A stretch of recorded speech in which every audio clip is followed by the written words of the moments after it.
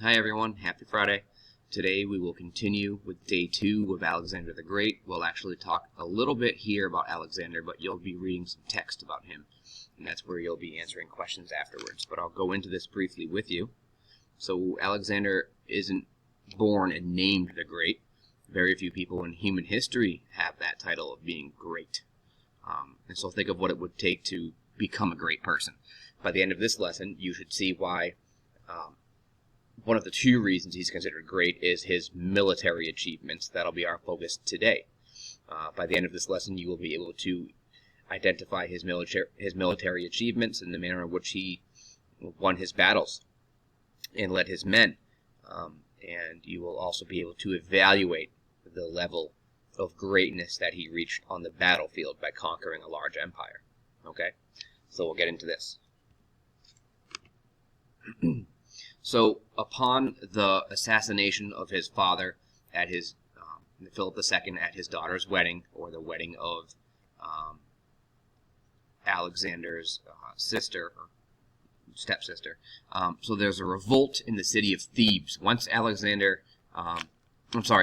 II is assassinated, once he's killed at his daughter's wedding, the city-state of Thebes almost immediately learns of it, and they rebel. They decide, hey, the guy Philip II that conquered Greece and conquered us and took over as a leader, as a real brilliant military leader, he's gone. And so Thebes revolted, as other city-states in Greece thought about it as well. They said, hey, the guy that got this done is gone, and who's going to take over next? His wife, or his 20-year-old son? What's going to happen next? Alexander knew that he had to make a statement to the other city-states after he claimed the throne for himself. Okay? And as you read in the News ELA article yesterday, he claimed the throne for himself, his father's throne. Rightfully so, I would say. Most historians would agree. But he did so by, killing or getting rid of the second wife of Philip II, and killing the heirs to the throne. So he became the only heir. He seized the throne, and he did it by using the army. The military supported him. So Alexander knew as a young 20-year-old man that these other city-states were going to rebel as well. Thebes was just going to be the first. Others would do the same. What he did was he marched his entire army south to Thebes, his 30,000 men and thousands of men in the cavalry, and he surrounds the city, and eventually over the course of a year he's able to defeat them, and you'll read a little bit about that in the text. Okay? And I'm sure you read some of it yesterday in your News ELA article. So what he did was he surrounded the city. He demanded the people that revolted against him be sent out. Even after that happened, he laid siege to the city, which means he didn't allow anyone in or out, cut them off from their supplies, and eventually found a way through. Once he entered the city, and within a year, Alexander destroyed the city of Thebes, and he destroyed it to the ground. He razed it to the ground. He enslaved the Theban people, the people that were there, and he used Thebes as an example to the other Greeks, to the other city-states. This is what will happen if you turn against Alexander. His father might be gone, but he's not his father. He can be better than his father. And then, once he's finally confident that the Greeks have received that message, he turns his plans to the Persian Empire as his father, Philip II, wanted. So messages received here. The other Greek city-states saw that he burned the city and enslaved the Theban people of the city-state of Thebes, and no one else in Greece wanted to revolt against him. They never questioned his rule after that point. That's an important turning point in him being a leader. Okay? He sent a message. Was it harsh? Absolutely. He wiped out an entire city-state, the physical city itself, and enslaved all of the people there, and killed most of the men. But it wasn't just because he was a bloodthirsty warmonger. There was a point to it, and it was to send this message to the other Greek city-states. So now he begins to build an empire, and you'll read about this.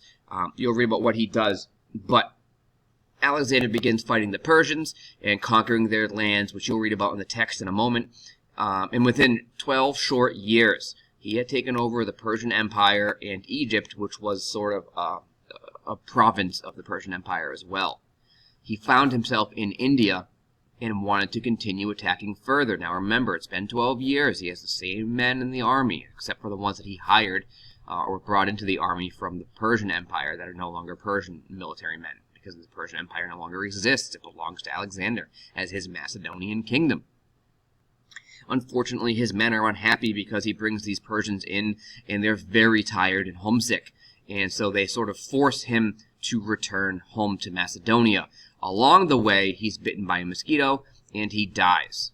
You will read what those 12 years are about in the text in just a minute. At the end of this young man's life, he dies at the age of 32 years old. I'm not old. I'm 34. He was 2 years younger than me when he died. At the end of this young man's life, he had spent 12 years conquering from Macedonia down through Greece. We know about Athens and Thebes that no longer exist right here. He goes down and takes over Egypt. He beats the Persians in a few battles here in Asia Minor. He takes over the homeland right here of the Persians, of Persepolis, their capital. He pushes on into what is now India, okay? And then he is forced to return home. As he returns home, he's bitten by a mosquito in Babylon, an ancient city. He contracts the disease and dies. This is the largest land empire up to that point in human history. What he did was he took this area, which was Persia, including Egypt. He added Greece to it, what the Persian Wars were all about. The Persian emperors of Darius and Xerxes could never do, right? He took his own capital of Pella, of Macedonia itself, and he combined that with the outskirts of western India here. This is an enormous empire, okay? And he did it in just 12 years.